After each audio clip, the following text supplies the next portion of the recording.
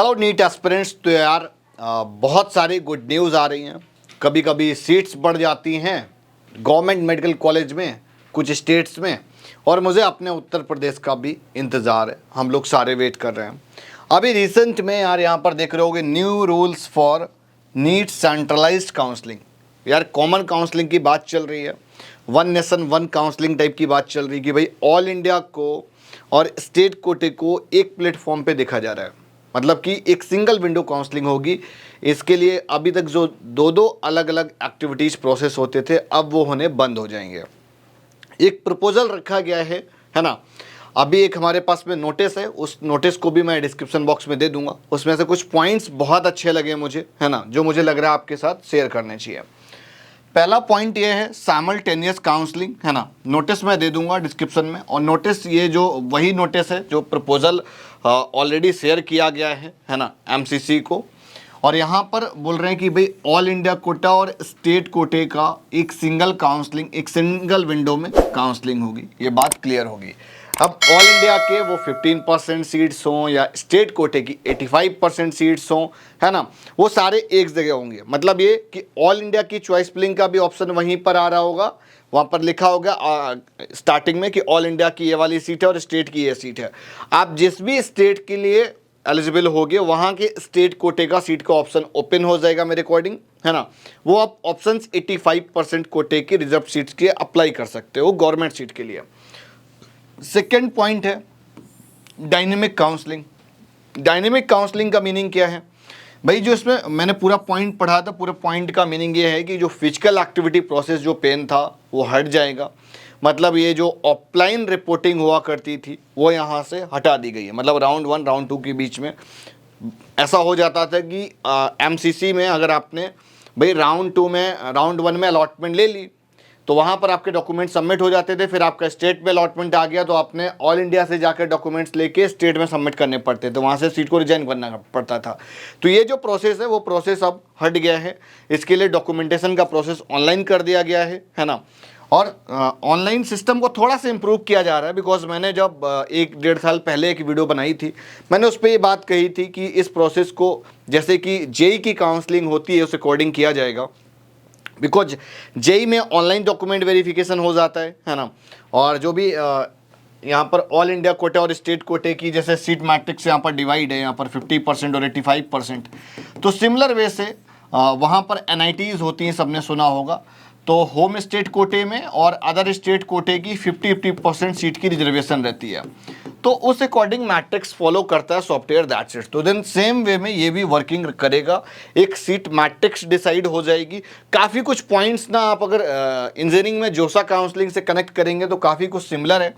जिसमें से अगर आपको सीट को सरेंडर करना है, रिज़ाइन करना है, कोई भी एक्टिविटी करनी है, पेमेंट करनी है, सारा का सारा ऑप्शन क्या होगा, ऑनलाइन मोड में होगा, है ना। आपको सारे बस सिस्टम पर अपना पोर्टल लॉगिन करना है, वहीं से कर देना है ना। और थर्ड राउंड के पहले एक फिजिकल एक्टिविटी की बात करी गई है ना। अभी ये प्रपोज्ड किए गए हैं ये सारे पॉइंट्स, इसमें से कौन कौन से इंप्लीमेंट होंगे, किस अकॉर्डिंग किया जाएगा, है ना।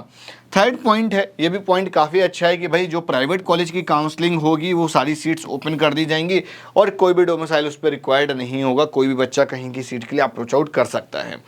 तो ये तो थोड़ा सा यार ये वाला पॉइंट मेरे को मुश्किल लग रहा है। बिकॉज बहुत सारे स्टेट में वहाँ की जो रिजर्वेशन पॉलिसी सिस्टम है वो एकदम से हटा देना, बिकॉज वो टफ है ना। यहाँ पर एक डिफ़िकल्टी ये आ रही है क्योंकि स्टेट कोटे के अंदर होती वहाँ की सब कैटेगरी रिजर्वेशन। तो वो सब कैटेगरी रिजर्वेशन को इम्प्लीमेंट करने के लिए आपको डोमिसाइल लेना ही पड़ेगा। ये मेरा एक पर्सनल अपना ओपिनियन है। वो इस प्राइवेट कॉलेज में वो सारे स्टेट तो यहाँ पर एकदम सिस्टमैटिक सेटल डाउन हो जाएंगे जो कि ओपन सीट रखते हैं। जो क्लोज स्टेट है ना, उस केस में थोड़ी सी प्रॉब्लम आएगी। थोड़ी सी रूलिंग देखो, ऑल इंडिया और स्टेट को कनेक्ट किया जा रहा है। कुछ जगह जो डिफ़िकल्टी है, जहाँ पर गलत थे रूल्स, तो उनको इम्प्रूव किया जा रहा है। जैसे ये सेकेंड वाला पॉइंट काफ़ी एक हैक्टिक प्रोसेस हो जाता था। एक फिर थर्ड पॉइंट है ऑनलाइन डॉक्यूमेंट अपलोडेशन का, है ना। तो जो एमसीसी की जो काउंसलिंग होगी उसमें आपको ऑनलाइन डॉक्यूमेंट्स अपलोड कर लेने हैं, वहीं पर वेरिफिकेशन होगा। कुछ क्वेरी आएगी तो वहीं पर राज हो जाएगी, है ना। ऐसा जोसा की काउंसलिंग में होता है, इंजीनियरिंग की काउंसलिंग में होता है। बिकॉज वो भी एनआईसी कंडक्ट कराता है। तो NIC having a software like that कि यार कि उस तरह की एक्टिविटी प्रोसेस ये ऑलरेडी करा रहा है, तो इनके लिए कुछ भी नया नहीं है। जस्ट ये अपने आप को स्विच ऑन करना चाह रहे हैं। बिकॉज मेडिकल में बहुत सारी रिजर्वेशन पॉलिसीज चेंज हुई, बहुत सारा सीट मैट्रिक्स इनके पास ऐसा सेट आउट नहीं है। बट अगर आप यही चीज़ इंजीनियरिंग में देखेंगे तो उनकी पॉलिसीज़ क्लियर हैं, रिजर्वेशन एकदम सेट है कि ये पॉलिसीज़ लगेगी, ये रिजर्वेशन इम्प्लीमेंटेड है। बट यहाँ पर थोड़ी सी डिफ़िकल्टी है बिकॉज बहुत सारे इंस्टीट्यूशंस इसमें स्टेट लेवल के आ जाते हैं, तो फिर उनकी स्टेट की रूलिंग स्टार्ट हो जाती है, तो ये थोड़ा सा कॉन्फ्लिक्ट है इसमें। बाकी एनआईसी अगर चाहेगा तो एक अच्छी काउंसलिंग कंडक्ट करा सकता है। अब ये कब से कराएंगे उसके लिए भाई सारी स्टेट से एडवाइस ली गई है, मेरे हिसाब से बहुत ही जल्द इस पर फाइनल डिसीजन भी आ जाएगा। अब जब एक कॉमन प्लेटफॉर्म पर होगी, एक सिंगल विंडो काउंसलिंग होगी, तो उसी में गवर्नमेंट की भी होगी, उसी में प्राइवेट की भी होगी, स्टेट की भी होगी, ऑल इंडिया की भी होगी। तो इसके लिए भाई जो आप 2-3 जगह जो अपना सिक्योरिटी अमाउंट पे करते थे प्राइवेट कॉलेज के लिए, उससे आप पे करने से बच जाएंगे।